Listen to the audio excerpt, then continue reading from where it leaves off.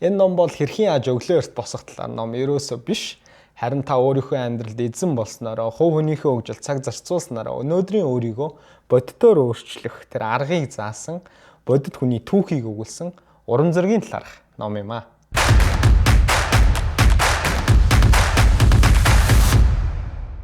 Миний YouTube суугаар дахин зочлж байгаа та бүхэндээ маш их баярлалаа. Өнөөдөр хэдүүлээ Miracle Morning буюу монгол хэл дээр өглөөний гайхамшиг гэдэг нэрээр орчуулагдсан энэ гайхалтай номын талаар хамтдаа ярилцах болно. За энэ номын хувьд би 2019-2020 онд анх уншсан. Тэгээ санамсаргүй байдлаар уншаад тэгээд тухайн үед эцсэндээ яг энэ номынхаа талаар бас хүмүүст Skeleton podcast-аар дамжуулаад бас анхныхаа дугаарыг хийж исэн. Аудиогоор бас сонсч исэн хүмүүс бол байгаах. Одоо бас 6 жилийн өмнө биччихсэн. Тэгээд тэр үед энэ ном бол миний амьдрал тодорхой хэмжээний үүргээ бол гүйцэтгсэн. Яагаад тэгж хэлж байгаа юм гэхээр миний амьдралыг бол өөрчилсөн. Миний амьдралын тодорхой хүнд хэцүү зовлон бэрхшээлтэй үеүүдэд бол хань болж чадсан ном. Яагаад одоо зовлон бэрхшээл гэдэг үгийг би одоо ашиглаж байна вэ гэхээр 2020 онд баха. 2020 онд би өөрөө маш хүчтэй өвдсөн. Тэгээ миний үе мөчл тухайн үед маш хүчтэй өвдөөд тэгээ нөгөө ковидын үе таарсан. Тэгээд дээшээ одоо эмнэлгүүдээр явж өөрийгөө үзүүлэх гэж асар хүндээсэн шүү дээ. Улсын онцгой комиссаас заавал зөвшөөрөл авдаг. Тэгээд эмнэлгээр явна гэдэг чинь өөр асар том айдастай, эрсдэлтэй гэр бүлийнхэндээ одоо ковид талд очих бай гээл те.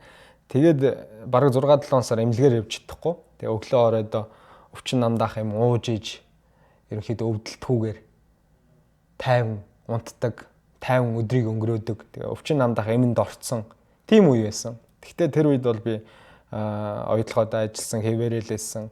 Аз улж тухайн үед уурхаар явдаггүй ажилтаа. Тэгээд гэрээсээ ажилдаг тийм цаг үе байсан.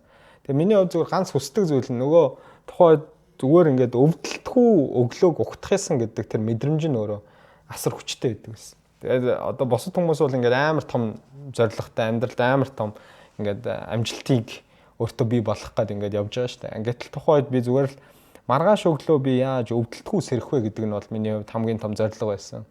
Хамгийн том амжилт байсан. Тэгээ нөө юун тэр одоогийн шиг юм том амбиц өөр зүйлүүдийг ингээл ярьж чаагаал хүсэл явах зүйл бол тэр үед бол байсангүй. Хэрхээ яаж би өвдөхгүй байх вэ гэдэг бол миний хувьд хамгийн том зорилго байсан. За тэгээд тэр үед энэ номыг аз олж уншаад тэгээд ер нь хөл дээр эргэж боссон доо. Хүн өөрөө оюун санааныхаа хувьд өөрөө хүчрхэг байж чадах юм бол юу ч хүн даван туулж чаддаг юм байна гэдгийг бол өөрийнхөө бодит түүхээр, өөрийнхөө бодит жишээгээр бол би даван туулсан гэж боддог. Тэг хүн угаасаа зовлон бэрхшээлтэй тулгарх тусмаа улам хүчрхэг болдог, улам сэтгэлийн тэнхээтэй болдог тий. Тэгээ тэр үед би зүгээр нэг зүйлийг амьдралынхаа асар том тийм философиг болгож өнөөдөр хүртэл авч явж байгаа. Тэр нь юу вэ гэхээр хүний амьдралд асуудал гэдэг зүйл бол хязгаарч дуусахгүй юм байна. Харин асуудал бол өөр нэг асуудлаар зүгээр солигдгийм байна гэдгийг л маш их ухаарсан. Тэгээ бид нар ингээд амьдралд амар амгалан тайван амьдрна гэдэг нэг юм хязгааргүй нэг хүршгүй нэг юм зориг тавьчаа яваад байдаг. Гэхдээ яг үүндээ бид нар өхөн хөвтлээ асуудлууд бол байсаар л байна. Тухайн насны онцлогоос шалтгаалаад бид нар яг ямар үе дээр байгаагаас хамаарат асуудлууд нь хүн болгоны хувьд өөр л аа. Мөнгөтэй хүнсэндээ асуудалтай л байдаг шүү дээ, тийм учраас асуудал донд ингээ нэг шантраад амьдрал бууж өгөх гээд элдв янзын ингээ бодол бодоод байж хахын оронд бодит нөхцөл байдлаа хүлээн зөвшөөрөөд тэмцэх ёстой байна л гэж бодсон. Хүн альва зовлон бэрхшээлтэй тэмцэхийн тулд хамгийн эхлээд авч хэрэгжүүлэх арга хэмжээ нь юу юм бэ гэх юм бол бодит нөхцөл байдлаа хүлээн зөвшөөрөх хэрэгтэй. Өөртөө үнэн чандах хэрэгтэй. Тэгжээд чамаас бодит тэмцэл гарна үхээс өөрөөсөө урваад өөртөө үнэнч байхгүй тийм нэг дүр эсгсэн амьдралаар амьдрал байх юм бол чи тийм дүр эсгсэн байдлаар л үр дүнгуудыг өөртөө хүлээж авна гэж. Тэгээ энэ ном бол миний амьдралын нэг хэсэгт бол хань болсон. Тийм учраас өнөөдөр бас өөрийн одоо YouTube сувгаараа дамжуулаад энэ номыг ярихыг хүслээ. Маш олон залуучуудад бас урам зориг өгөхийг хүслээ. Тэгээд авах гэхийн ухаанаар та бүхнийг хандаасаа гэж хүсэж байгаа юм шүү. За номын гол агуулга. Би түрүүн яриандаа хэлсэн хүмүүс нөгөө өглөөний гайхамшиг гэдэг энэ орчуулсан нэрнээс нь болоод ер нь хэрхэн яаж өглөө эрт босох уу гэдэг тэр үгэн дээр нь хэтэрхий их ач холбогдол өгöd байдаг. Яг үүндээ бол энэ өглөө эрт босох талаар ном бол ерөөсөө биш. Номын гол агуулга нь яг зүгээр өглөөний 8 цагаас өмнө маш энгийн тэр дадал хөвшлийг та өөрийнхөө амьдралд хэрэгжүүлснээрээ амьдрал чинь одоо бодитоор өөрчлөлт авчрах, үр дүнгууд авчрах тэр дадлуудын талаар ярьсан байгаа. Өглөөний 8 цагаас өмнө хийж болох тэр дадлуудын талаар гэх юм уу те.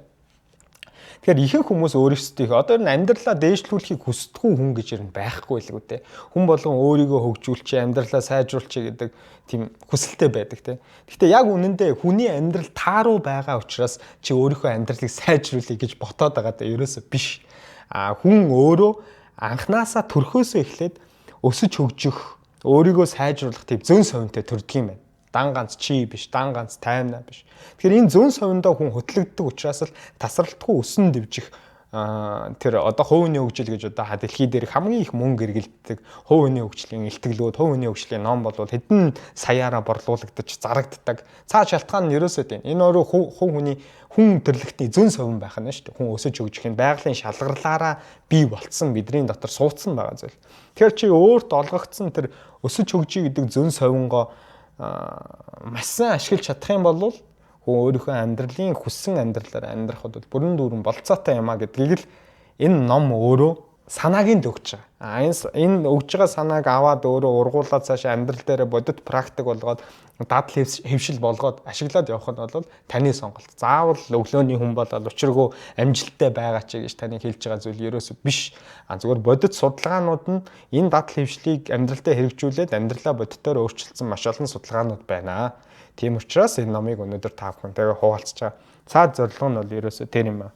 Хүмүүс амьдралаа өөрчлөхийг хүсээд байгаа хэрнээ нэг л давцсан өглөөг ингээд эхлүүлээд авах юм бол чиний амьдрал бодитоор өөрчлөгдөхгүй шүү дээ. Тэрэнд ямар нэгэн байдлаар чи өөрчлөлт хийх хэрэгтэй. Жишээ нь чи фитнес явж байгаа гэж бодъё.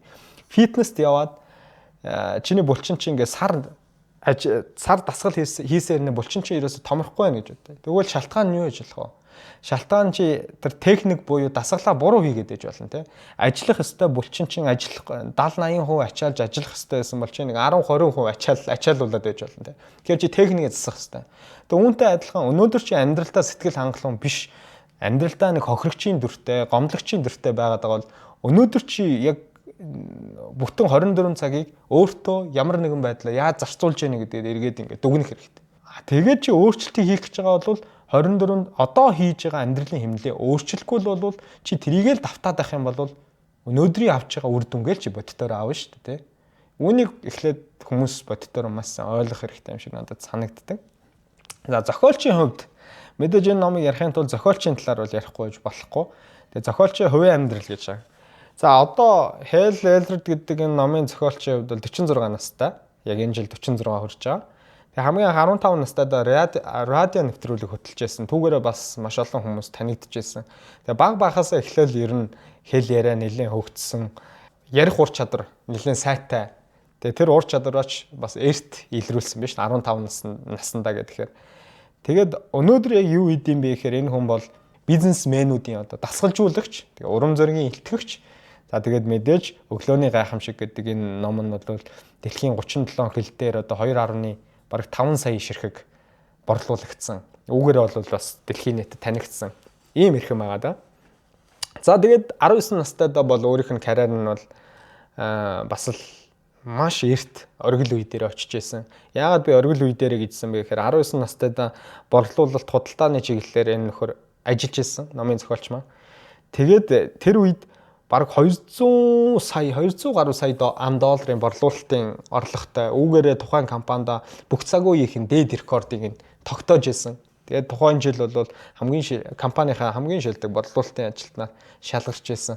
Тэгээд ер нь бол эрт 19 наснда бол бараг л байж болох бүх зүйлд бол хүрсэн. Мөнгөтэй, карьертай, найз охинтой. Тэгээд бүх зүйл тухайн хүнд бол 19 наснд байж л та. Гэвч харамсалтай нь бүх зүйл тийм сайхан байсангүй.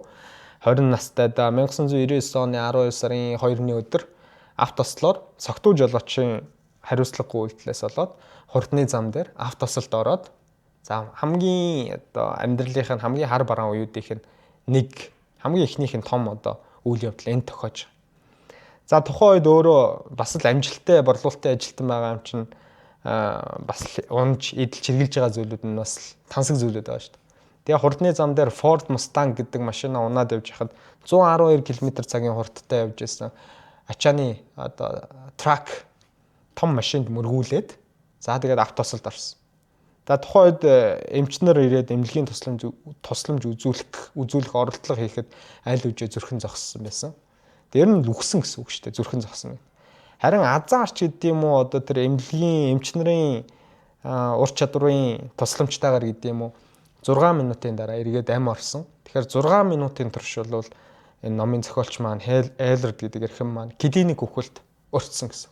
За хэдий буцаад сэхэн амьдруудах тасагт очиод ингээд ам орсон ч гэсэндээ 6 хоног ухаангүй байсан эмнэлгийн орон дээр. Тэгээд 11 ширхэг ясан хугарцсан. Тэгээд эмчнэр бол юу гэж хэлжсэн бэ гэхээр за окей ухаан орохын хувьд бол ухаан орно. Гэхдээ энэ хүн эргээд хөл дээрээ алхах болоо да.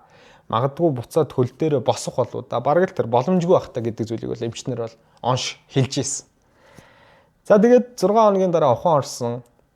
За тэр үед бол найз хүн найл үжи хаяа явцсан байсан. За мэдээж хайртай гэр бүлийнх нь найз нөхд нь бол тухайн тэр хүн хэцүү үед нь бол дэрэгдэн байсан. Мэдээж тэр эмчнэр та хөл дээрээ дахиж босохгүй баха таны энэ ясны хугарал чинь нэлээд хүнд байна гэдэг тэр мэдээг сонсчоод бууж өгөөгүй. Хэдхэн сарын дотор бол одоо дасгалын хүчээр эргэж хөл дээрээ боссон. Эмчнэрийн хэлсэн зүйлийг бол үүсгэсэн. Тэгэхээр хүн өөрөө тэр нэг сэтгэлийн хүч гэдэг зүйл бол одоо хэн нэгэн одоо эмч хүний хэлсэн тэр дүгнэлтээр ч гэдэм юм хязгаарлагдана гэдэг бол нэг талаараа бас утгагүй хэрэгтэй. Би энэ эмчнэрийг вирусыг буруутгах гэж байгаа юм биш. 2020 онд ч гэсэндээ намайг одоо тэр үе мөч асар хүчтэй өвдөж яхад эмчнэр юу гэж хэлдэг байсан бэ гэхээр чи одоо ингээд юу 2 гардаа бараг ингээд 10 кг-ийн ачаа бол үүрч явж болохгүй. Чи ингээ гам барих хэвээр, хоолны дэглэм барих хэвээр, чи баг гурил идэж болохгүй гэх ингээд амар өндөр юм ангаахын талаас нь шаардлага тавьдаг гэсэн. Мэдээж тэр бол тавих хэвээр зүйл ах ангаах талаасаа бол тэ. Хэрвээ магадгүй би тэр болгоныг зөрчөө тэ дасгал хөдөлгөөн хийгээд фитнест яваад өөрийгөө дайчлаагүй болвол ингээл эм уугаал хоолны дэглэм бариад гэрээс гарахгүй ингээд байсан бол өнөөдрийн энэ таймна тэр өвчнөө бүрэн дүүрэн ялаад энд бол сууж байхгүй л байх байсан болоо гэж би бодож байна. Тэгэхээр амьдралд хүн хаад дөрмийг эвдэх хэвээр энэ чи яг ийм байх хэвээр гэдэг зүйл бол зарим талаараа бидрийг асар их хайрцагладаг. Тэгээ би асар эрсдэлтэй зүйлийг тухайд хийжсэн. Яг одоо энэ номын зохиолчтой адилхан би бас хүний хор шар гэж штэ. Тэгээд би яагаад те эдэхгүй гэж те би үүнийг даваад гарна гэж дайрал үтсэн. Тэгэл 1 жил хагасын дотор миний тэр асар их сэтгэлийн хүч тэмцлийн үр дүнд тэр өвдөж исэн өвдөлтөд бол би бүрэн дүр ангааж чадсан. Тийм түүхтэй. Тэгээ энийг би бас төдийлөн хүмүүст яриад идэг. Яагаад тэгэхээр хүн угаасаа нэг өвдөж зовсноо нэг хүнд ингээд нэг тоочоол би тэр үед тэгжсэн гэж яриад ахвал нэг тийм сайхан мэдрэмж биш шүү дээ. Тэгээд ч тухайн үедээ ингээд бие махбод дээр даван тулаад гараад ирсэн зүйлийг өнөөдөр ингээд оюун санаагаараа сэтгэлээрээ дахиж даван тэрийг ингээд мэдэрнэ гэдэг бол нэг тийм сайхан зүйл биш. Тийм учраас би хүмүүст ярьдаггүй. Гэхдээ өнөөдөр би нөгөө миний амьдралыг бас өөрчлөхөд тодорхой хэмжээний хувь нэмэр орсон номыг ярьж байгаа учраас яалтчгүй өөрийнхөө хувь хүний түүхийг бас ярих шаардлага гарсан учраас та нартайгаа нэг нууж хаах юмгүйгээр хуваалцаж байгаа шүү гэж тэрийг маань танд бас зөвөр ойлгоорой. За тэгээд номын зохиолч маш хүнд нөхцөл байдлаас эргэж гарч ирснийхээ дараа юу болсон бэ гэхээр ингэж эргээд хөл дээрээ босоод амьдралаа эргээд өөрөө ингээд бий болгох гэж тэмцээд явж явах тэр цаг хугацаанд 2006 он хүртэл мэдээж хүн ингээд нэг том өвдөлтийн араас гарч ирэнгүүтээ тэр өвдөлтийг эргүүлээд сэтгэлийн тэр шаналлууд байгаа шүү дээ. Тэгээд хүн зүйлийг давцсан хүн чи эргүүлээд хүмүүст юм өгье гэж бодд юм бэл. Яагаад тэгэхээр хүмүүст урам зориг өгөхийсэн те. Яагаад тэгэхээр хүний мэдхгүй яагаад ч хүний дотор нэг тийм мэдрэгдээд байт юм бэл. Одоо би ийм хүн зүйлийг давчлаа тэгэхээр надтай адилхан ингээд нэг зовж байгаас ингээд амьдралд ингээд урам хугарцсан яваа хүндэцсэн дээ нэг ингээд урам зориг хайлчих байсан те. Чи чадсан шүү.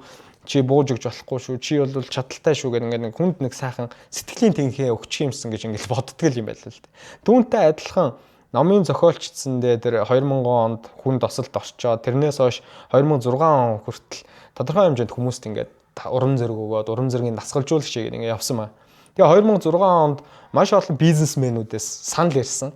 Ингээд чи миний одоо хувийн бизнесийн одоо дасгалжуулагч болооч те. Тэгэл ер нь 2006 онд том уналтаас эргэн ирээд Тэгээд амьдралынх нь одоо дараагийн том цэцэглэлт гэдэг юм уу тэр үеийг эхэлж байгаа. Тэгээд бид нар зүгээр ингээд харъя л да одоо өөрсдийнхөө өнгөрсөн амьдралаа ингээд туулсан амьдралаа ингээд хараад үзэх юм бол хүний амьдрал ингээд одоо 0-10 онооны хооронд ингээд өгөх юм болвол те график зурх юм бол те анх одоо 0 настайгаас эхлээд төрсэн цагаас харахад бидний график дандаа л юм дээшээ доошоо зурагдах болов гэж би зүгээр бодож байна. Байнгын ийм одоо өсөлттэй тийм одоо амьдралын сэтгэл ханамжтай хүний одоо график бол зурагдах нь юу л бол хүн болгонд л тэгэхээр асуудал байдаг. Хүн болгонд л зовлон бэрхшээл байдаг. Тэгэхээр өөр өөртөө оногдсон тэр зовлон бэрхшээлүүдэл туулаад явж байгаа. Тийм л хүмүүсийн болов гэж одоо дэрэгдэх хүмүүсээ бас харах хэрэгтэй л юм шиг. За тэгээ 2006 онд тэгээд маш амжилттай бас нэлээд өндөр хэмжээний орлоготой санхүүгийн хувьд бас хүчрхэг болцсон тий. Тэр чинь одоо хэдэн настай юм бэ? Бараг л 26 27 настайдаа л ийм өндөр амжилтанд очсон явж штэ тий. Гэтэл 2008 он тий 2007 онд дэлхийд даяараа санхүүгийн том хямрал болсон. За тэгээ 2007 онд энэ санхүүгийн хямрал номын зохиолчийг бол тойроогүй биш дайраад гарсан. Нэг өдрийн дотор өөрийнх нь орлого нь 50% буурсан. Тэгээ тухайн үед $425,000 өрөнд орсон. Тэгээ нөгөө амжилттай яваа хүн чи яах вэ? Нөгөө амжилттай яваадаа бас бардаад тодорхой хэмжээний өндөр үнэтэй үйл хөдлөлтүүдийг худалдаж авсан. Гэтэл нөгөө орлого байхгүй болоод нөгөө зээлээ төлж чадхаа болоод эхлэнгүүт тэр маань эхлээд өрийн дарамтад оруулж эхэлсэн. За тэгээ хожимоо өөрөө ярьсан байдаг юм байлээ. Тухайн үед ингээд өрөнд орох автомашины асуулт ороод эмнэлгийн орон дээр хөвтчих хоёрын аль нь танд ингээд хүнд байсан бэ тий? Алийг нь та хамгийн хэцүү гэж илүү хэлэх вэ гэсэн чинь өрөнд орсон гэж хэлдэг юм л.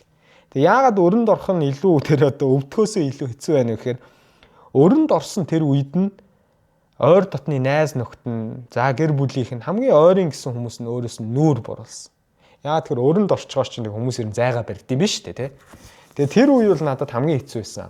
Эсвэргээрээ зүгээр яг өвдсөн эмнэлгийн орон дээр хэвтэж байхад миний дэргээ тайртай гэр бүлийнхэн маань байсан, найз нөхөд маань байсан, байнга намайг одоо эргэж тойрдог байсан. Тэгээ тэр үед бол би илүү хантай байсан. Өрөнд орсон үед бол ханьгүй одоо ганцаараа байсан. Тэгээд эсвэргээрээ өдөр болгоныг хоногийнхоо хоолыг яаж арга заах вэ? Яаж өрөө дарах вэ гэдэг тэр бодол, шаналгасан бодол бол намайг маш их зовоодаг байсан гэж хэлсэн байдаг юм байл. За тэгээд 2007 онд бол маш том өрийн дарамтанд ороод тэгээд энэ өрийн дарамтнаас хэрхэн яаж гарсан талаар нь та хэд одоо хаваалцсан. Энэ бол түүний амьдралынх нь хоёр дахь том уналт байсан. За яг энэ хүнд хэцүү цаг үедээ санамсаргүй байдлаар нэгэн найзтайгаа уулзчихлээ. Тэгээ нөгөө нэгэн найзтайгаа уулзаад тэгээд өөрт нөгөө найздаа л ингээл амьдрал болохгүй байгаагаа л хүн хуваалцсан шүү дээ. Тэгээ болж чадахгүй байгаагаа хуваалцсан чи найз нь өөрөөс нь нөгөө номын одоо манай Элрод гэдэг нөхрөөс асууж л чи хангалттай хэмжээний дасгал хөдөлгөөн хийж байгаа юу гэж асуусан баг. Тэгээ мэдээж Элродийн хувьд надад хангалттай цаг байхгүй байна. Би энэ өрөө дарахын тулд амар завгүй ажиллаж байгаа гэдгсэн чи. Окей. Чи тэгвэл нэг гүүгээд үзээч гэж хэлсэн. Зүгээр л гадаа гараад өглөө эртний 30 минут гүүгээд үзээч. Тэгсэн чи үгүй би угаасаа гүүх дурггүй штэ чи мэдж байгаа штэ гэдгсэн чи. Тэгвэл өнөөдрийн чамд байгаа энэ амьдрал чинь тийм сайн байна уу? Оронд нь гүүгээд үзэх нь илүү дээр байна гэж хэлсэн. Тэр үг нь зүгээр гэхдээ надад одоо үнэхээр ямар ч сонголт байхгүй юм чи ядаж зүгээр гүүгээд үзье дээ гэж бодсон.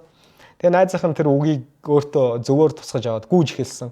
Тэгээ гүүгээд явж байхдаа ихтгэлүүд сонсдог байсан. Тэгээ нэг өдөр Жим Ронигийн ихтгэлийг сонссон.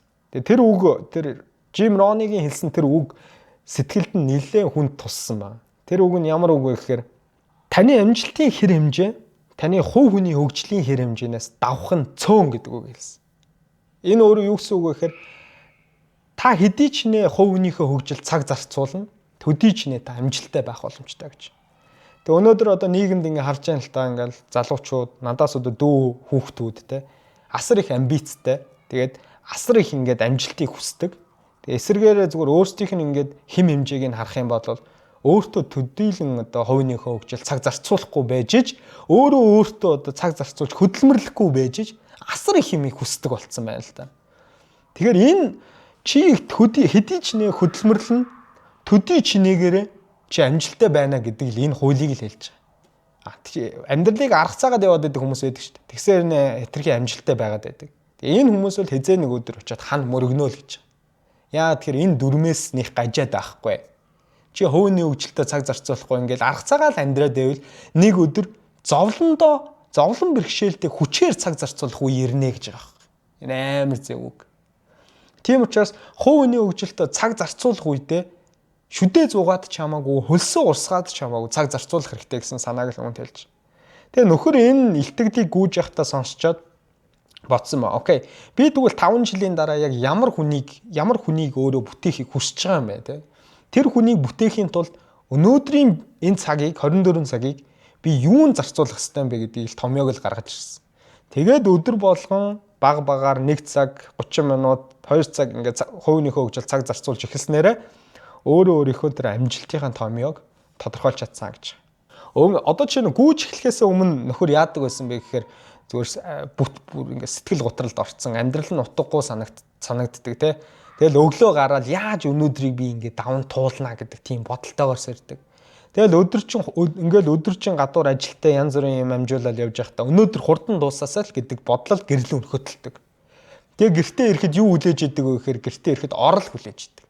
Тэгээ бушуухан унтахээс нь л гэж боддог. Тэгээ бушуухан унтлаа өглөө сэрдэг, өглөө дахиад зөөвөртэй сэрдэг. Яаж өнөөдрийг даван туулна гэдэг. Тэгээ энэ чөтгөрийн тойрогт ямар нэгэн байдлаар цэг тавихгүй бол энэ чөтгөрийн тойрог хязгаарч зогсохгүй. Үргэлжилсээр л байна гэж. За тэгээд энэ өөрийнх нь гүйж эхэлсэн цаг энэ одоо хамгийн ихний дадал хэвшил гэх юм уу дасгал хөдөлгөөн хийж эхэлсэн энэ үе нь энэ өглөөний гайхамшиг гэдэг номыг бичих хамгийн ихний сэдлийг нь төрүүлсэн гэж. Тэгээ 2012 онд хамгийн анхныхаа хэвлэлтийг энэ номынхаа хэвлэлтийг олон улсад гаргасан байдгийн байлээ. Тэгээ 2009 онд гэр бүлтэй болсон, охинтой болсон. Нөгөө эдийн засгийн хямралаас жил хагасын дотор эргэж гарсан, бүх өөрөө дарсан тий. Тэгээд ингээд бодохоор хүний амьдрал ингээд асар хурдтай өөрчлөгддөг байгаа шүү дээ.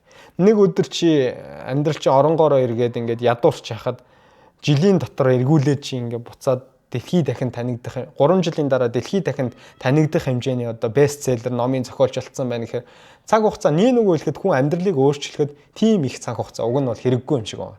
Нэг 5-10 жил те. Чи өөрөө тэр өөрт олгогдсон боломжоо тултал нөөц боломжоо ашиглаж чадсан хүнд бол эргүүлээ шагнал нь бол ирдгэл юм шиг байна. Тэгээ шударга нийгэмд бол те хөдөлмөрөө шударгаар үнэлүүлдэг нийгэмд. За Монгол шиг нийгэмд бол бас хэцүү те.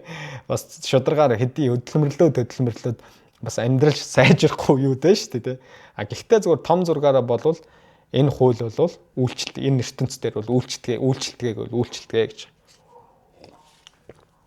За тэгэхээр түүний энэ одоо хоёр том уналтынх нь түүх нь ингээд хэдүүлээ зүгээр жоох ингээд эргцүүлээд бодоод биднэрт яг энэ түүхээр юу өгүүлэхийг хүссэн юм бэ гэх ингээд анзаараад үзэх юм бол хүн амьдралд шийтгэл юм болвол ямар ч асуудлыг шийдэж чаддгийм байна гэдгийг л харуулж байгаа. Тэгэхээр амьдралдаа чи ингээд тэмцэх хэрэгтэй байна гэдээ өөрөө бодож байгаа бол чи амьдрал шийдвэр гаргах хэрэгтэй шүү дээ. Би тэмцэхийн тулд яах ёстой юм бэ гэхээр нэг шийдвэр гаргах хэрэгтэй дээ. А шийдвэр гаргасан хүн бол эцсийг нь үздэг юм байна. Тийм л зүйлийг хэлж байгаа. Тэгээ энэтэй бол би 100% санал нийлж байгаа. Хүн оюун санааныхаа хувьд шийдвэр гаргаад тэгээ нэг шийдсэн хүн бол эцсийг нь үздэг юм байлаа. Тэгэхгүй нөгөө хоёр юмны дунд ингээд шалчгнаа шийдвэр гаргаж чадахгүй тий. Тэгээ нэг ийм хүмүүс байдаг шүү дээ. Ажилдаа дургу. Тэгээ удирдлагаа муулдаг, цалингаа гоолдог. Тэгсэн мөртлөө ажилласаа гардгу. Тэгээл ингээд ажил дээр очиод 0-ийн өрөөнд гар утсаа оролдол хэтэрхий их цагийг өнгөрөөдөг хүмүүс байдаг шүү дээ. Тэгсэн мөртлөө ажлаа хаяад явж чаддаггүй байгаа л байдаг. Тэгээ ийм хүмүүс бол тэр хүсэж байгаа амжилтандаа бол хүрэхгүй. Харин тэр би энд үнэлэгдэхгүй байгаа юм байна гэж мэдж байгаа юм бол өөрийнхөө потенциалыг ч алахгүй тэр ажлаа хаяал өөрийнхөө хүсэж байгаа зүйлийг эрсдлийг аваад ч хамаагүй түүнийг хийгээл явдаг юм байна. А тийм хүмүүс бол үр дүнгээ амьдрал дээр амсдаг шүү дээ. Бид нар эргэн тойрон найз нөхдөс харж л байгаа шүү дээ. Тийм нэг эцсийг үздэг хүмүүс бол тэгэл сайхан амьдрдаг шүү дээ. Амьдрал төдийлөн бууж өгөөд байдаггүй. За энэ түүх бол юм ба. За энэ номын зохиолч Элред гэдэг хүний амьдралын нөгөө том уналтууд нь ингээд дууссангүй. Аимшигтай. 2016 онд хор тавдраар эргээд өвдсөн. Амьдрал нь ингээд гайгүй сайхан тогтож гэнэ үү гээл тэгэхэд чи хүний амьдрал зовлон ингээл араараас гарч ирээд идэх жишээ энд байгаа сте. Асуудал дуустгүй жишээ энд харуулж байгаа байхгүй. Тэгээ 2016 онд нэлээд тийм ховор төрлийн хор тавдраар өвдсөн байлээ. Би тэрийг бас монгол хэл рүү сайн орчуулж чадсангүй. За тэгээд хор тавдар туссан ч гэсэндээ ангаах ухааны одоо уламжилт аргыг тэгээ өөрийнхөө энэ одоо хүчрхэг оюун санааныхаа энэ дархлаагаа хүчрхэгжүүлэх энэ арга хэрэгсэл энэ техникүүдийнхээ үр дүнд хор тавдрыг эдгээсэн. Тэгээ өнөөдөр бол энэ хор тавдраа бүрэн дүүрөө эдгээсэн одоо ингээд хувийн дасгалжуулагчаа хийгээд явж байна. Дэлхийд дахинд өөрийн одоо илтгэлүүдэд танилцуулаад дараа дараагийн одоо энэ номоос хойшцсондээ зөндөө ном гаргасан шүү дээ. Тэг ингээ номоо гаргаад ингээ явж байна. Тэр хор тавдрыг хүртэл даван туулна гэдэг чинь бас асар их сэтгэлийн тэнхээтэй хүчрхэг хүн байгаа сте тий. Ингээ түүхээс нарахад. За окей. Ер нь бол зохиолчийн маань талаар бол товчхон мэдээлэл өгөхөд бол ийм байна. За одоо би яг ингээ номынхоо гол хэсгүүдийг та хэдтэй ингээ базаад энэ ном яг юуг өгүүлэхийг хүссэн юм бэ гэдэг хэсгээ та хэдэд хаваалцъя гэж бодож байна. Би түрүүн хэлсэн тийм ярианыхаа ихэнд хүн өөрт олгогдсон тэр нөөц болцоогоо боддоор үнэлээ те. Би ямар хэмжээний одоо потенциалтай хүн юм бэ гэдгээ дүгнээд тэр потенциалыг бүрэн дүүрэн ашиглахад цаг зарцуулах юм бол тэрийгэ бид нар хөгжүүлж чадах юм бол хүн өөрийнхөө хүссэн амьдралаар амьдрах бүрэн дүүрэн болцоотой гэдгийг номын эхэнд бол онцолж хэлдэг. Ийм үгээр эхэлдэг. Тэгэхээр өглөө босоод зөв бодлоор, зөв сэтлэр өглөөг эхлүүлэх дад хөвшлийг бий болгоход хүндрэл бэрхшээлтэй зүйлүүд мэдээ зөндөө байгаа. Данганс нөгөө өглөө эрт босно гэдэг чинь өөрөө асар том сорилт шүү дээ, тий. Одоо шөн оройтож унтдаг. Тэгээд өглөөний хүн биш гэж хүмүүс өөрсдөндөө нэг нэр томьёо өгдөж би ерөөсө тийм хүн биш гээл, тий. Тэгээд тийм хүмүүсийн хувьд бол өглөө босно гэдэг чинь өөрөө хамгийн хэцүү. Тийм байхад өглөө босоод бас ингээд нэг тодорхой хэмжээний одоо дасгал хөдөлгөөн хийх, уншлага хийх, бясалгал хийх, би одоо зоригжуулалт өөртөө хийх мих гэр ингээд баах юм хийх болчоор чинь тэр чинь хэцүү үсттэй. Баргийн хүмүүст эн чинь хэрэгжүүлэх боломжгүй юм шиг сонсогдно. Тэгэхээр дадал хэмшил ер нь хүн өөртөө бий болгоход тулгардаг бэрхшээлүүдийг энд дурдсан байна. Одоо тэрийг та хэдэд хэлээ. Анх одоо найз нь энэ номын зохиолчийг нөгөө гүү гэд хэлсэн шүү дээ. Чи хангалттай хэмжээнд дасгал хөдөлгөөн хийхгүй байгаа юм шүү гэд. Тэгээд нөхөр өөрөө бас тухайд юу гэж гоншигнаж, юу гэж гомдолж ийсэн бэ гэхээр надад цаг байхгүй байна л гэдэгсэн. Яа тэгэхээр би найз нөхч ингээд чи ингээд дасгал хөдөлгөөн хийгээд хэлэнгүүт хүмүүс хэлдэг штэ. Би өстө заав амжихгүй байна. Юм дасгал хийх амар завгүй байна гэдэг. Ер нь бол тэгтээ шалтгаал та ихэнх хүмүүс. Тэгтээ яг шалтгаал гэлгэр хүмүүс өглөө зөвшөөрдөг юм. Яа тэгэхээр хамгаалтынх нь нөгөө юу н ажиллаад. Тэгэд энэ дээр нэг гоё жишээ та нарт би хэлье заяа. Энэ үг бол бас Йонг гэл толгоор орж байгаа. Энэ өөрөө бестселлер номын зохиолч Матьюгийн хэлсэн ном байгаа. Амьдралын химнэл гэдэг номын зохиолч аахгүй. Тэгээ энэ хүн ингэж хэлсэн байгаа энэ номон дээр. Нэг талаараа бид бүгдээрээ ад жаргалтай байхыг хүсдэг. Юу биднийг ад жаргалтай болгодгийг ч мэддэг. Гэвч бид тэдгээр зүйлсийг ерөөс хийдэггүй гэж. Яагаад? Энэ маш энгийн. Бид зүгээр л завгүй байдаг. Юу хийгээ завгүй байдаг юм бэ? Ад жаргалтай байх гэж завгүй байдаг гэж. Сонирн байгаас тээ. Тэгээ бид нар ийм өөрсдөө ийм читгэрийн тойрогт орсон ерөөс анзаардаг. Уг нь бол чамайг юу ад жаргалтай болгодгийг гэхээр хүмүүсийн хэлдэг штэ. Би ийм хийхээр ад жаргалтай болдог. Тэгсэн мөртлөө түүндээ цаг зарцуулдаг. Тэгээ цаад шалтгаан нь юу гэхээр бид нар мөнгөний араас хэтэрхий, материалын зүйлсийн араас хэтэрхий ингээ нэг явдаг болсон. Тэр читгэрийн тойрог руугаа дахиад ороод гүйцсэн. Тийм учраас нэг л мэдхэд ингээд ад жаргалтай зүйл цаг зарцуулахгүй өөрийнх нь амьдралын ад жаргалгүй зүйлс хэтэрхий цаг зарцуулаад ингээ явцсан байдаг. Тэгээд эргүүлээд өөрөөс нь асуухаар би завгүй амьдарч гин өөрийгөө тэжээхийн тулд гэр бүл авч явахын тулд гэдэг масар олон тийм шалтгаануудыг хэлдэг. Хүн өөрийнхөө амьдралыг үнэхээр өөрчлөлмөр байгаа бол боддоор чи өөртөө ядаж цаг гаргах хэрэгтэй. Эхний дүрм. За магадгүй чи гэр бүлгүй хүүхдгүй байгаа бол бүр энэ дээр чи надад цаг алга гэж бол хэлэх шаардлага байхгүй те. Хангалттай цаг байгаа. Одоо би найз нөхдүүдэд хараад хахад ингээл хүүхдтэй гэр бүлтэй болохоор бүр ганц бие байснаасаа илүү амар завгүй болдог юм шиг байгаа. Тэгэхээр чи ганц бие байгаа болвол энэ боломжийг ашиглаад өөрийнхөө хувь хүний хөгжилд маш их цаг зарцуулах ёстой гэдэг санааг хэлж байгаа. Тэгээд нөхөр өөрөө өглөөний хүн биш байгаа даа заяа энэ номыг бичсэн хүн. Тэгэд өдөр саяны нөгөө 6 дадлыг өдөр хийх гэж үзсэн, орой хийх гэж үзсэн. Тэгсэн чи ерөөсө болтгүй бай. Тэгэхээр н өглөө 5 цагт борч эхэлж байгаа. Хүчээр. Тэгээд 5 цагт босоод өглөөний 1 цагийг яг энэ номон дээр бичсэн дадал хэвшлүүдийг өөртөө суулгах гээд хийж гисэн хүчээр. Дургуй ч гэсэн хамаагүй. За гэхдээ ердөө 2 сарын дотор үр дүнгээ өгч эхэлсэн. Бодит үр дүнгуудыг харуулж эхэлсэн. За тэгээд нөгөө үр дүн хараад хүн ингээ амьдралд нь ямар нэгэн байдлаар нөгөө прогресс гараад явахаар чи яах юм? Хүн тэр чи итгэл үнэмшил нь улам бадраад, улам хүчрэх болоод түүндээ улам их цаг зарцуулна өстэй. Улам кайфтайгаар түүнийг хийнэ өстэй. Тэгээд үр дүнгууд өгж эхэлсэн ба. За дараагийн нэг том сорилт. Эхний сорилт нь бол надад цаг адаг гэдэг хүмүүсийн үг. Хоёр дахь нь болохоор юунд цаг зарцуулах вэ гэдэг дараагийн том сорилт. гарч ирсэн. За өглөө 5 цагт бослоо. 5-аас 6 цагийн хооронд тэгвэл тэр 1 цагийг яаж үр дүнтэй ашиглах вэ гэдэг. Тэр цагийг үр дүнтэй ашиглахгүй бол оронд нь баг унтаж исэн дээр үстэй. Тэгээ заримдаа би нөгөө яг энэ номыг уншиж тухайн үед нэх бас л өглөө эрт босох гэж үдсэн байхгүй. Тэгээ өглөө эрт босоод тэр 1 цагийг би үр дүнгүй ашиглаадсан байхгүй. Тэгээд сүүлдээ юу гэж утсан гэхээр 1 цаг өглөө эрт босоод тэр өглөөний цагийг чи үр дүнтэй ашиглаж чадахгүй бол оронд нь зүгээр унтаж исэн дээр юм байна. Нойроо авч исэн дээр юм байна гэдэг дүнэлтэнд төрсэн байхгүй. Тэг яг үнэ. Тэгэхээр өглөө эрт босохдоо гол нь чухал байгаад байгаа даа ерөөсөө биш.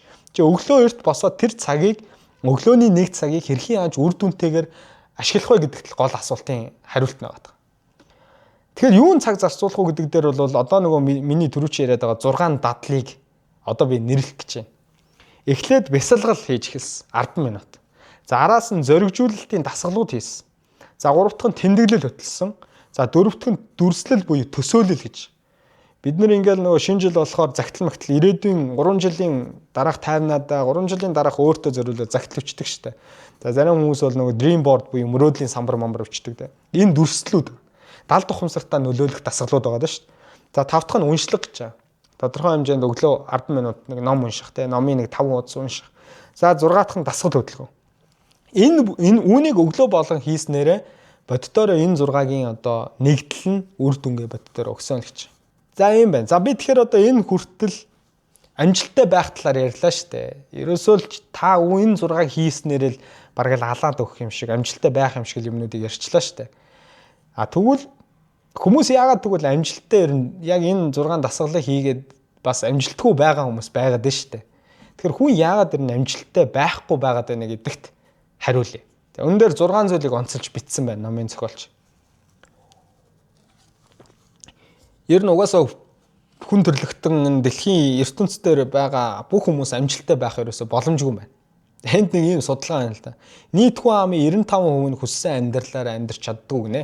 Хүссэн амьдралдаа хүрч чадахгүйгээр насан эцэлдэг буюу үхдэг. За ердөө үлдсэн 5% нь одоо бага насндаа мөрөөдөж исэн ч гэдэм юм уу өөрийнхөө зорж исэн амьдралдаа бол хүрдэг. Тэр өөрийн хүсэж байгаа амьдралаар бол амьдрдаг гэдэг. Ийм нэг сонин судалгаа байна. Тэгэхээр энд нэг юм ярьсан байна л да. Хүн дундаж хүн те өдөрт дунджаар 50-аас 60 мянган бодол боддог гинэ өөрийнхөө тархинд. Одоо дундаж хүний тэр 50-аас 60 мянган одоо өдөрт бодож байгаа бодлынх нь 95% нь дунджаар өмнөх өдөр бодсон бодлоо дахиж боддог гинэ. Тэгээ энэ дээрээс зүгээр энэ судалгаанаас юу хэлэх гээд байгаа юм гэхээр нөгөө амжилтгүй байгаа 95% буюу хүснээрээ амьдрахгүй байгаа хүмүүс ч юм өчигдрийн бодсон бодлуудаа л бодоод идэг. Яагаад тэгэхээр шинэ бодол өөртөө бий болгодог. Тэнгүү шинэ бодол бий болохгүй байгаа юм чи шинэ сорилтыг өөртөө бий болохгүй шүү дээ. Аахгүй. Тэр шинэ бодол өөрөө яаж бий болдог юм гэхээр саяны миний ярьсан 6 дадлаар ядаж өдөөгдөж бий болдог. Чи ядаж өдөрт нэг 10 минут 20 минут ном уншаа шинэ мэдлэг аваад ахаар яах юм. Чиний тархинд үгүй эн чинь яагаад ийм байдаг вүлээ гэдэг асуулт гарнаа да. Тэгэхээр шинэ бодол төрнө. Магадгүй чи хувцас өмсөд дасгал хийгээд годомд гараад гүүгээд явж хахад чиний дотор тэр дасгалын үр дүнд бий болж байгаа тархинд чинь ялгарч байгаа допамин юм уу тодорхой хэмжээний аж аргалын гормонууд юм уу тэр чинь өөрөө дараагийн эерэг бодлыг бий болгох, эерэг бодлыг төрүүлэх тэр алхам руу ингээ хөтлөгч гэдэг юм уу. Тэгэхээр бид нар энэ зөв дадлуудыг амьдралд бий болгохгүйгээр чамд зөв бодол ерөөсө суухгүй л гэсэн санааг л эхнийхээ жишээгээр хэлсэн ба. Хоёр дахь нь зориггүй байдал гэж. Ерөөсөө зориг байхгүй байгаад ах юм бол юун чи маргааш өглөө хүчээр босоод ч энэ 6 дасгалыг хийгээд бол ямар нэгэн байдлаар үр дүнгээ өгөхгүй гэж. Тэгэхээр хүн болгоо өөрт амьдралын нэгэн тийм тодорхой алсын хараа, тодорхой нэг зорилгыг бий болгох хэрэгтэй. Том зорилготой хүнд бол тийм төрхөн зуурын, зам зуурын нэг садаанууд, зам зуурын саанд бэрхшээлүүд бол тийм нэг том асуудал биш. Яг тэгэхээр том зорилго гэдэг зүйл чинь хүнд асар их тийм оюун санааны хүчрхэг байдлыг бий болгож идэг юм байна л та. За 3 дахь нь нэг удаагийн үйлдэл гэж байгаа. За энэ маш чухал шүү. Манай залуучууд бол ялангуяа энэ нэг удаагийн үйлдэл дээр бол их алдаа гаргадаг. Залуучууд гэдэг нь би өөрийгөө ч оруулж байгаа юм шүү. Жишээ нь ийм байна. Маргаашнаас би хоолны дэглэм барих юм чинь өнөөдөр сайхан түргөө ол идчих. Өнөөдөр сайхан пицца, бүргэр. Өнөөдөр сайхан идчих. Маргааш тэгэл хоолны дэглэм барьчих гэж хэлдэг те. За дасгал хийдэг хүмүүс донд дөнгөж дасгал хийж байгаа хүмүүс ингэж хэлдэг. За нэг өдөр дасгал хийхгүй байлаа гэд би ямар таргалчих биш дээ. За нэг өдөр дасгал хийлээ гэд би учиргүй турчих биш дээ. Өнөөдөр зүгээр л дасгалаа хаяад гэртээ хараад амарчий. Ерөөсөө нэг удаагийн гэдэг энэ үг цаад үр дагавартай асар их муу үр дагавар руу таныг хөтлж ядгаа гэдэг бид нар төдийлөн түүнийг анзаардаг. Яагаад тэгээ залуучууд өнөөдөр нийгэм ингээд ямар хандлага руу хөтлж байгаа юм зөв зүйлийг биш илүү хялбар зүйлийг хийх тийм зүйл рүү хөтлөөд байгаа юм. Яаж юмыг ингээд аргалчих уу? Яаж юмыг ингээд хялбараар хийчих үү те? Яагаад тэр маш хурдан хугацаанд дандаа үр дүн хүсдэг. Зүгээр өнөөдөр нэг ганцхан нэм хийгээл тэгэл учиргүй хурдан баяжчихыг хүсдэг. Бушуухан ингээд од болохыг хүсдэг те. Амар хэлбэр аргаар л амьдрах гэдэг нь шүү дээ. Энэ өөрөө буруу юм аа. Чи нэг ингээд альва юмнаас хэлбэр зүйлийг л хараад яваад ах юм бол тэрөө би хэлсэн те. Хизээ нэг өдөр чи зовлон бэрхшээлд хүчээр цаг зарцуулах үе ирнэ шүү. Тийм учраас амьдралд илүү зөв зүйлд илүү цаг зарцуулах тийм зарчимтай байгаарай. Нэг удаагийн үйлдэл гэдэг зүйл чинь хэдэн мянган удаагийн үйлдэл рүү, буруу үйлдэл рүү хөтэлдэг шүү гэдэг ийм санааг хэлж байна. Дөрөв дахь зүйл нь хариуцлагатай байдал гэж. Эцсийн дүндээ хүн ийм байлээ заа. Би ингээ өвдчиё тухайн үед байж хата бас л бодож байгаа юм чи. Эцсийн дүндээ хинч чиний өмнөөс амьдраагүй юм байлээ. Чиний ижи аав чинь чиний өмнөөс амьдраагүй. Чиний найз нөхөд чинь чиний өмнөөс амьдраагүй. Тэгэхээр залуусаа өнөөдөр өөрсдийнхөө амьдралд эзэн бай. Чи өөрийнхөө амьдралд хариуцлагатай байж, чи өөрийнхөө амьдралд эзэн болж иж, чи амьдралаа авч явна уу гэхээс нэг аав ээжтэй найдчаал те. Нэг юм болохоо байвал нэг хүн лүү дахиж очиж мөнгө зээлчээд ч юм уу. Нэг юм болохоо байвал нэг хүнээс тусламж авчаал. Яг тусламж хүний амьдралд авч болно л ах トゥ садны ижи ааваасаа тусламж авалгүй л яг. Гэхдээ амьдралд нэг хохирогчийн дүртэй амьдралд нэг юм болохгүй байгаа дандаа нэг гомдлоод гоншигноод явдаг хүмүүс байдаг шүү дээ. Тэр бодлоо болоо. Амьдралдаа чи эзэн суу. Энэ чи л энэ амьдралыг авч явах гэж байгаа. Энэ чиний л амьдрал те. Хинч чиний өмнөөс амьдраагүй байхгүй. Тэгэд өөр хүний өмнөөс амьдраад байгаа юм шиг хүмүүс заримдаа ингээл бухимддаг, гомддог те. Тэгэх ерөөсөө шаардлага байхгүй. Энэ амьдрал чи өөрийгөө л авч явах гэж ирсэн. Тэгээ ижи авчин сайхан өсгцэн болвол тэгэл чи үүнээс хойш өөрийгөө л авч явах хэрэгтэй байсан. Энэ амьдралыг л нуруунд дээр өөрч явах хэрэгтэй. Тэгэхээр өөрөө амьдралтаа эзэн бай гэдэг зүйлийг хэлсэн ба. Дээрэс нь альва нэгэн чи дадал хөвшлийг өөртөө хөвшүүлэх гэж байгаа бол хариуцлагатай хамтрагчтай бай гэж. Ганцаараа магадгүй хийхгүй байгаа бол чи илүү хариуцлагатай нэг хамтрагчийг ол. Тэр хариуцлагатай хамтрагч чинь чамд шаардлага тавина те. Дасгалаа хийхэ боллоо гэж залхуурахт нь чи юу яриад байгаа юм бэ гэж чамайг чирээд фитнес руу аваад явна. Тэгээ тийм хэмжээний амьдралын гоё хариуцлагатай нөхөртэй бай, найз нөхөртэй бай, хамтрагчтай бай, ажлын хамтрагчтай бай. Тэгжээж бас чамд тань болно те. За дараагийнх нь тавтах нь нөлөөллийн тойрог гэж. Тэгээ энэ үгийг бол маш олон хүмүүс сонссон баг төө. Хүү ер нь дунджаар хамгийн их цаг зарцуулдаг 5 хүнийхээ дундажтай тэнцүү байдаг гэж. Тэгээ хатуухан хэлэхэд бол оюутан байхдаа ч гэдэг юм хэдүүлээ 21, 22 одоо 23 та үедээ нийлдэг найз нөхөд хамаагүй байж болно. За 30 дөхөөд ирэхээр бол чи өөрийн цаг хугацаа чинь улам харан болж эхэлж байгаа. Цаг хугацаа чинь чамд илүү үнэтэй болж эхэлж байгаа. Тэгээ чи ямар хүмүүс цаг зарцуулах уу? Ямар хүмүүстэй цагийг өнгөрөөх үү гэдэг чинь хүссэн үсээгүй чухал болж ирдэг. Тийм учраас эргэн тойрны нэг хүрээллээ нэг анзаараад үзээрэй. Чи яг тэр хүмүүсийнхээ л дундчтай тэнцвэ. Тэгээ энэ зүгээр маш энгийн жишээ авахад ажил дээр байгаа шүү дээ.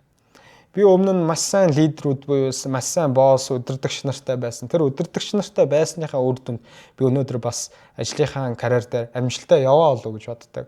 Яагаад тэгэхээр сайн хүмүүсийн дэргэд байхаар их юм сурдаг байхгүй юу? Тэр хүмүүс чинь чиний шүүсийг шахдаг. Тухайн үедээ ингээл хэцүү юм шиг санагдал ингээд шантраал, шөнө оройн цагаар суугаал те.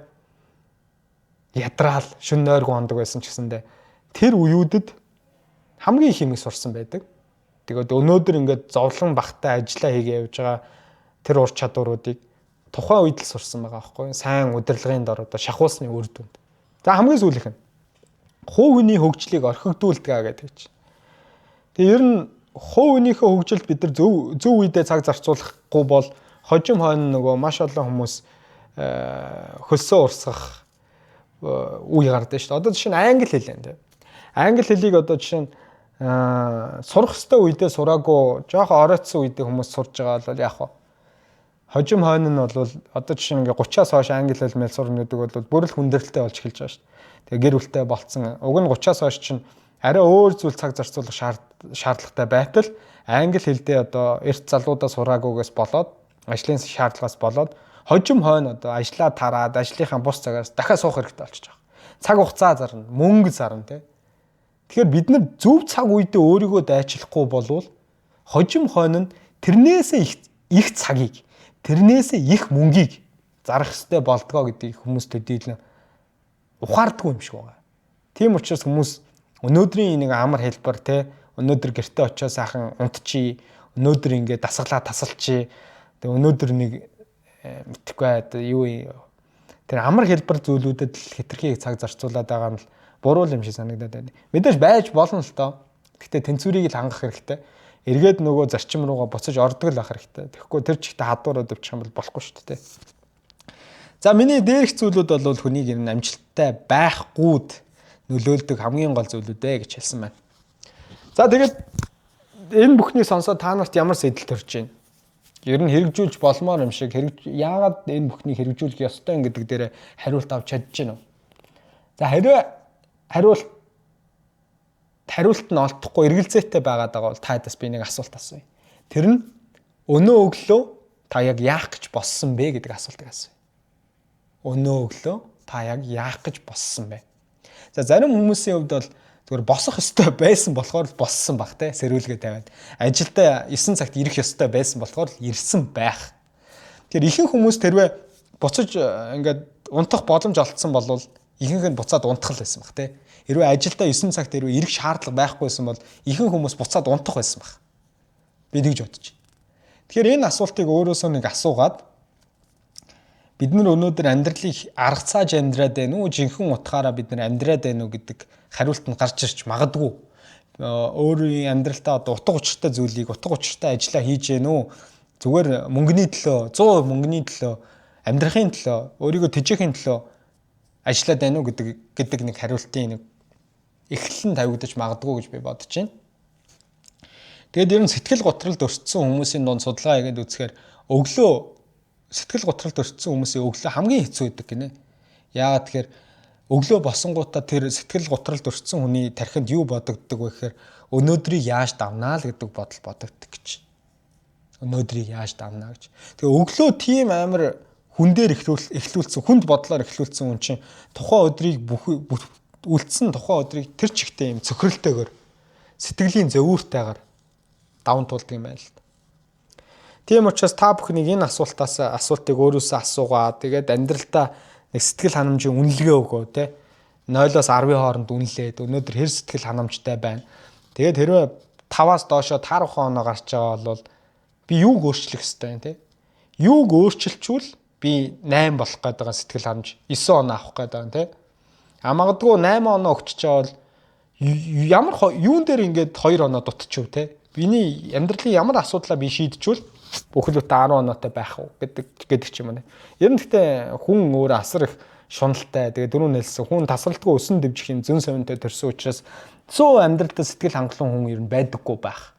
Дандаа л 9 8 л гэж хариулдаг. Амьдрал нь сайхан болоод байгаа юм. Яагаад гэхээр нөгөө илүү ихийг хүсдэг байхгүй юу хүний зөн совин. Тийм учраас 10 гэдэг хариулт байхгүй.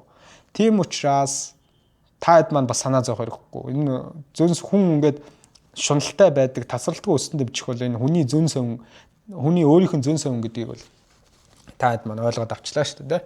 За тэгээд манай номын зохиолч ийм хоёр төрлийн судалгаа хийж үзсэн байна. Тэр хоёр төрлийн судалгаа нь юу вэ гэхээр яг унтахын өмнөх бодол хүнд яагаад чухал юм бэ гэдэг талаар судалгаа хийсэн. Тэгээ нөхөр өөрөө хоёр өөр төрлийн бодол бодоод тэгэд өөр цагуудад унтсан байна. За жишээ нь нэг ийм бодол утсан байна. Маргааш би ингээд маш их эрч хүчтэй хэд 4-5 цаг унтсан гэсэндээ маргаашийн ажилдаа би ингээд бүрэн дүүрэн эрч хүч энергитэй би ингээд сэрнэ гэдэг тийм эерэг хүчрхэг бодолтойгоор унтсан чинь богино цаг унтсан гэсэндээ 4-5 цаг унтсан гэсэндээ өглөө нь маш их эрч хүчтэй сэрсэн байна. За харин эсрэгээр унтахын өмнө те за маргааш одоо би тийм том шалгалттай штэ маргааш одоо захиралтай би тийм юм танилцуулна штэ би одоо чадах болов за маргааш би тийм арга хэмжээнд оролцсон би одоо олонний өмнө гараа ярьж чадах болов гэн асар тийм сэтгэлийн зовиуртай айдастай хүн унтаад 9 цаг байна уу 10 цаг ч гэсэн унтсан маргааш өглөө нь ядралттай сэрдэг гинэ. Ийм туршилт хийж үзсэн байна. Тэгэхээр энэ туршилтаар юу хэлхийг хүссэн гэхээр унтахын өмнөх тэр бодол асар их чухал юм аа. Тийм учраас хүмүүс унтахын өмнө гар утсаа битгий оролт ядаж 1 цаг гар утсаа хоол тавиад унтмонт гэж хэлдэг шүү дээ. Нэг бодлоо энэ өөрөө юутай холбогддог вэ гэхээр бид нар нөгөө гар утсаа оролтол таймлайнуудыг ингээл хараад инстаграмууд дээр рил үзэл тэгээд тэнд болцсон чинь дандаа сайн сайхан юм байхгүй шүү дээ. Заримдаа ингээл сэтгэлийн зөөвөртэй, тийм муу мухай энергитэй мэдээнүүд явна. Тэгэхээр хүний тарих өөрөө даалт ухамсар тодорхой хэмжээний ингээ кодлогчж шүү дээ унтахаас өмнө. Тэнгүүдээ зарим хүмүүс нэг муу бодол бодчихгоо шөн зүүдэлдэг шүү дээ. Түүнтэй холбоотой. Өглөө нь зөөвөртэй сэрдэг маш түүнтэй холбоотой. Тэгээд дангаа зүүнтэй холбоотой гэж байгаа юм биш үү? Бид эдийн унтахаас өмнө идэж байгаа хоол хүнстэйсэн холбоотой шүү дээ. Гэтэ ийм сонирхолтой туршилт байна. Тэгээд та хэд итгэх үү байх уу гэдэг бол одоо та хэд ил сонголтын асуудал шүү дээ. За юм байна. За тэгээ өглөө өрт босгох чаддгүй хүмүүс зүгээр энэ номон дээр нэг ийм 5 аргачлал зүгээр тус болж магадгүй гэдэг нэг 5 зүйлийг бичсэн байна. Тэрийг хаваалцсан.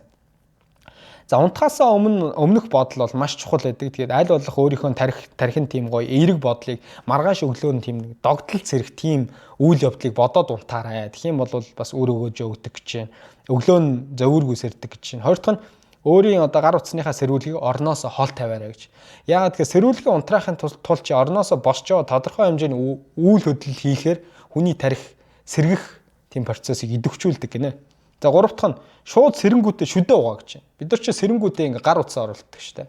А шүдэ угаах тэр процесс ч өөр яадаг гэхээр хүний тархийг ажилуулдаг юм гинэ. Чи шүдэ угаахтаа за одоо ингээд дээд шүднийхээ тэр шүдийг би угааж яана гэж боддгоо үстэй. Энд чинь даалт ухамсараар чиний гар чинь ингээ хөдлөө угаачдаг үстэй. Тэр хүн өглөө босонгууд хүний биед кортизол буюу стрессийн даавар хамгийн их ялгардаг гэж. Дөнгөж босоод тэр эхний нэг 10-20 минут. Яагаад тэр хүн нөгөө буцаж унтмаар байгаа учраас эргээд нэг биеэ сэргээх процесс чинь кортизол буюу стрессийн дааврыг ялгаруулж штэ. Тэгэхээр өөрийнхөө тэр сэрэх процессд цаг өгөхийн тулд шүдэ угаа гэж. Тэгээд нэг 10 минут 5 минут шүдэ угааж байлаа гэж бодоход аяанда чиний кортизолын даавар чинь тодорхой стрессийн даавар чинь тодорхой хэмжээнд буураад би чинь тийм сэргэх процесс чи өөрийгөө бэлдэж байгаа юм байна л. За дөрөвдөх нь нэг усуу гэж байна. За энэ бол ойлгомжтой. Тавдах нь бэлтгэлийн хувцас өмсөөрэй гэж. Тодорхой хэмжээнд чи хөнгөн дасгал хийхийг санал болгож байна. Бид нар хөнгөн дасгал гэхээр нэг заавал фитнес, жим гэж бодоод байдаг. Зөвхөн өглөө босоод 10 минут хөнгөн би гар хөлөө халаагаал жоохон сунгалтын дасгал хийхэд хангалттай байхгүй. Ядаж эрчүүд бол гар дээр нэг 20 сунаачихал та тий. Тэгтэл би чинь ингээд тодорхой хэмжээнд допамин ялгараад би чинь сэргэж байгаа байхгүй тий. За ийм нэг 5 аргачлалыг хэлсэн байна. За тэгээд өглөө эрт босох энэ 6 дадлыг зүгээр нэг бүрчлэн би нөх амар гүнзгийрүүлж ярихгүйгээр эргүүлээ товчхон дурдаад тэгээ энэ нь өөрөө хүний бие дээр ямар үр дүн өгд юм бэ гэдгийг яриад өнөөдрийнхөө энэ номын хэлцүүлгийг дуусгая гэж бодож байна. За нам гүн байдал гэж байна. Нэгдүгээрт. Тэгэхээр нэг цагийг нам гүн өнгөрөөх нь бүтэн жил ном уншихтай дүүцнэ гэдэг гоё мэрэгэн үг байдаг. Тэгэхээр бид нар өглөө босоод шууд гар утсаа оролддог тийм амьдралын хэмнэлтэд болцсон байгаа шүү дээ. Нийтээрээ би сайн ялгаагүй.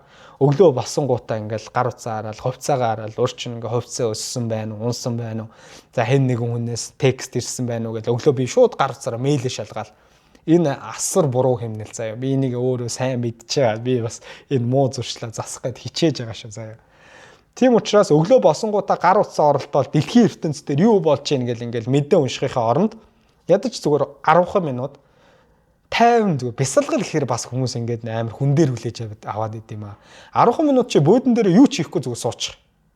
Дууд сонсохгүй, ингээд чимээгүй байдал. Энэ өөрөө бясалгал. Ихэнх хүмүүс яадаг вэ гэхээр өглөө босонгууд ихэнх хүмүүс гинэ би одоо хүн болгоны амьдралыг мэддэг юм шиг яриад иж магадгүй уушлаарай.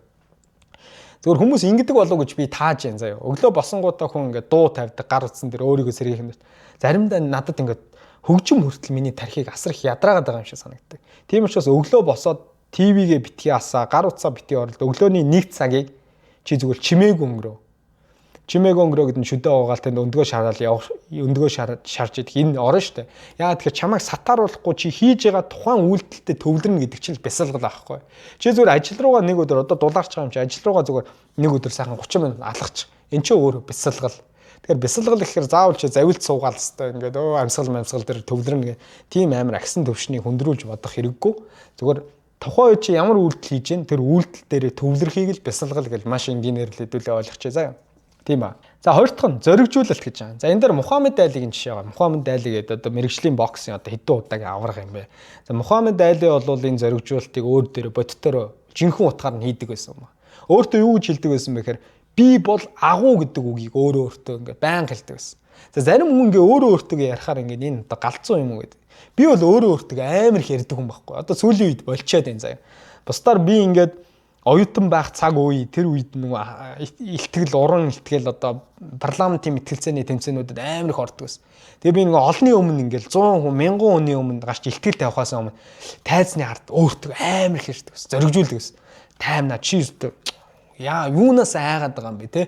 Чи зүгээр гараад л энэ 1000 хүнийг чи байлтанд агуулна штэ. Чи өөрийн энэ итгэл үнэмшил, чи өөрийн энэ чин сэтгэл, энэ мэдрэмжээр олон хүнд урам зориг өгч чадна штэ гэнэ өөртөө ярьдаг байсан баг.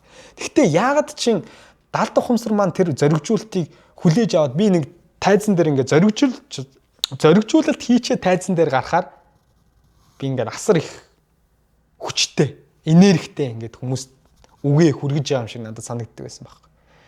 Тэг мэдхгүй нэ санааных ч байж магадгүй. Гэхдээ би зоригжуулалтад бол итгэдэг шүү. За номын зохиолч маань энэ дээр жишээ авсан байна. За өөрийнх нь найз нь Тони Робинсын шав юм байна л та. Тэгээд найз нь нэг өглөө ингээд найзынтай очисон чинь найз нь ингээд галтгооны өрөөндөө ингээд өөртөө харцсан ярьж исэн гэсэн. Тэгээд найзаагаа харчаад энэ өстэй солиотой гаруулчихжээ гэж ингээд тоохгүй ингээд явсан чинь дараа найз нь өөрийнхөө төршлийг хуваалцчихлаа. Энэ зоригжуулалт гэдэг зүйл чинь ийм ач холбогдолтой маа гэд хэлсэн. Тэгээд найзаагаа дээр хэлсэн зүйлийг өөртөө шингээж аваад тэгээд өөр дээрээ туршиж үзсэн. Нэгсэндээ нөгөө 1999 онд автомашины осолд орчоод богино хугацааны ой санамжаа нөхөр тархинда гэмтэл аваад алдсан байж л дээ. 7 жилийн хугацаанд ер нь богино хугацааны ой санамжийг явуулсан байна л да. Тэгээд би ер нь энэ богино хугацааны ой санамжийг те өөрийн энэ одоо итгэл үнэмшлээрээ би энийг эдгэж чадна гэх ингээд цаасан дээр бичээд өглөө болгон өөртөө чанга дуугаар уншиж өгдөг байсан гэж. Тэгээд энэ тодорхой хэмжээнд үр дүнгээ өгсөн. Тэгээ бүрэн эдгэрсэн үгүйг нь бол мэдэхгүй байна. Гэхдээ бол богино хугацааны ой санамж нь бол тодорхой хугацаанд эргэж сэргсэн гэж бол энэ номон дээр бичсэн байна. За дараагийнх нь төсөөлөл гэж байна. Тэгээ би түрүү хэлсэн дээ. Төсөөллийг бол угаасаа хүмүүс мэдчихэе. Ялангуяа чи өнөөдөр ямар нэгэн чухал ажил баг ажлынхандаа юм хамт олондоо юм удирдлагатай танилцуулах гэж байгаа бол тэр ажлаа ингээд амжилттай чи гүйцэтгэж байгаагаар төсөөл. Амжилттай гүйцэтгэж байгаа. За энэ төсөөлөл ямар үр дүн авчирдаг вэ гэхээр тухайн даалгаврыг гүйцэтгэхэд оролцох тэр мэдрэлийн эсүүдийг илүү идэвхжүүлж, илүү хүчрхэг болгож идэг.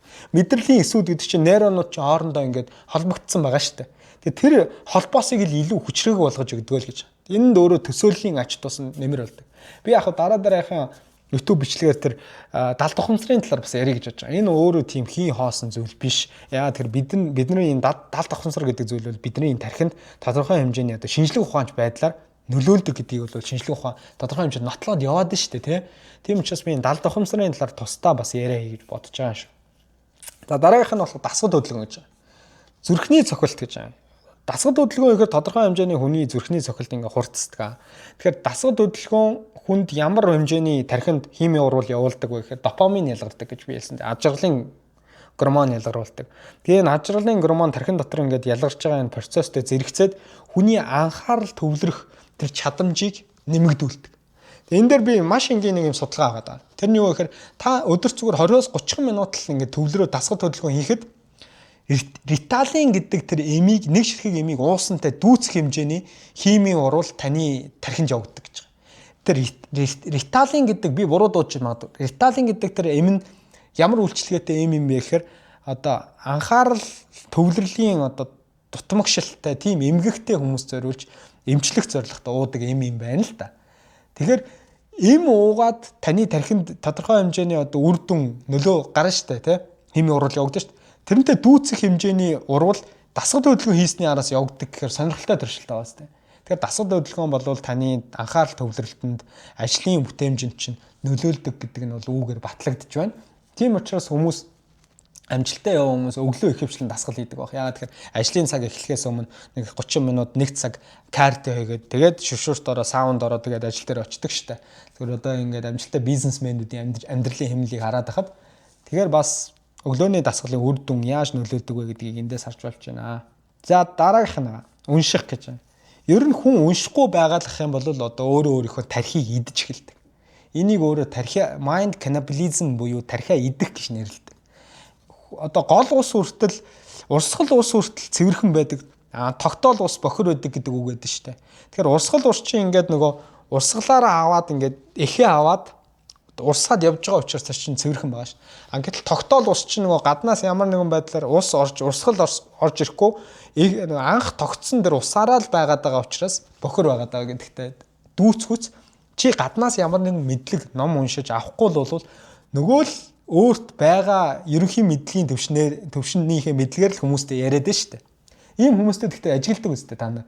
Хүн амтантай уулзаа суунгууд байсан 5 жилийн өмнө ярьжсэн амжилтаа л ярьдаг. 5 жилийн өмнө ярьжсэн нөгөө юмаа л ярьдаг. Гэхдээ энэ хүн чи өөрийгөө хөгжүүлдэг юм уу, ном уншдаг юм уу? Ядаж арай өөр төвшний юм ярьдаг юм уу гэж та нар боддгоо. Тийм хүмүүс байдаг шүү дээ. Тэгээ тийм хүмүүс бол ном ерөөсөө уншихгүй өөрийнхөө тархин чинээр мэдлэг хийхгүй байна л гэсэн үг. Тэгээ нэг 10 жилийн өмнө нээсэн л мэдлэгээрээ л амьдраад байна гэсэн үг шүү дээ. Тэгээ энэ өөрөө хүмүүсийг асар их стресс төлдөг. Та яд анзаараарай заяа. Гаднаас шинэ мэдлэг авахгүй байхаар хүн стресстэж эхэлдэг. Тэгээ магадгүй та өнөөдөр амьдралдаа сэтгэл хангалуун бус байгааны шалтгаан маань магадгүй сурах хэрэгтэй. Шинэ юм сурах хэрэгтэй. Шинэ юм сурахгүй байгаад байхаар хүний тарих аяанда стрессийг бий болгоод байдаг. Ийм зүйл. За хамгийн сүүлх нь бичих тэмдэглэл хэрэг. За энэтэй бол маргаад хэрэггүй. Хүний тархинд тэр өдөр 50 мянгаас 60 мянган маш олон замбраагүй бодлууд байгаа. Тэр бодлуудыг чинь цэгцлэхийн тулд хүн цаасан дээр буулгах хэрэгтэй. Тэгээ цаасан дээр буулгах, тэр бодлоо цэгцлэх гэдэг бол хүний одоо шийдвэр гаргалтын төвшөнд бол тодорхой хэмжээний үр дүнгүүдээ өгчээд байгаа. За ийм 6 аргачлалаа. Тэгээ эцсийн дундээ хэлэхэд миний зүгээр харж байгаа өнцөг шүү. Би учиргүй энэ 6 аргачлалыг өглөө босоод хийдэг хүн бол биш. Зүгээр энэ ном тухайн үед надад ямар үр дүнг, ямар мессежийг би энэ номоос авсан бэ гэхээр хүн болгон ном уншаад тэр ном болгоноос өөр мэдрэмжийг авдаг штэ. Кино үзээд хүртэл хүн болгон нэг дүгнэлт хийдэг үстэй. Тэгээ би тухайн үед ямар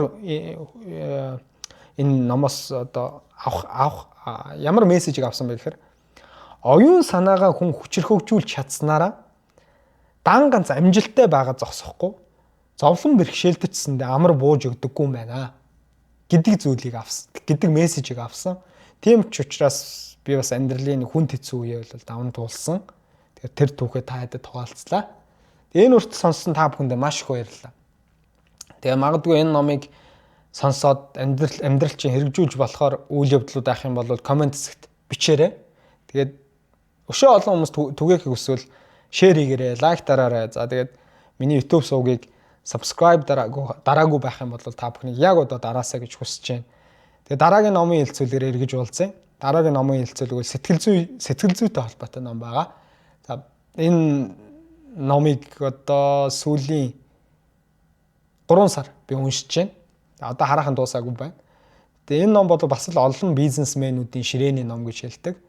Тэгээ Man's Search for Meaning буюу амьдралын утга учирын эрэлт гэдэг ном. Тэгээ Виктор Франкл гэдэг хүнийг бол та сайн мэдэх бах. Дэлхийн 2 дугаар дайны үед одоо сэтгэл зүйч, эмч ийм хүн байгаа. Одоо Германы хорих олноор нь одоо хорих лагеруудад хоригдчихсэн. Гэхдээ тэр хүн хэцүү үедэд үхчихээгүй даван гарсан. Тэгээд бас л асар их том сэтгэлийн тэнхээтэй сэтгэл зүйч. Тэгээд энэ хүний бичсэн номоор хэдүүлээ уулзцгаая. Тэгээд дараагийн имчилгээр уулзтлаа түр баяртай залуусаа.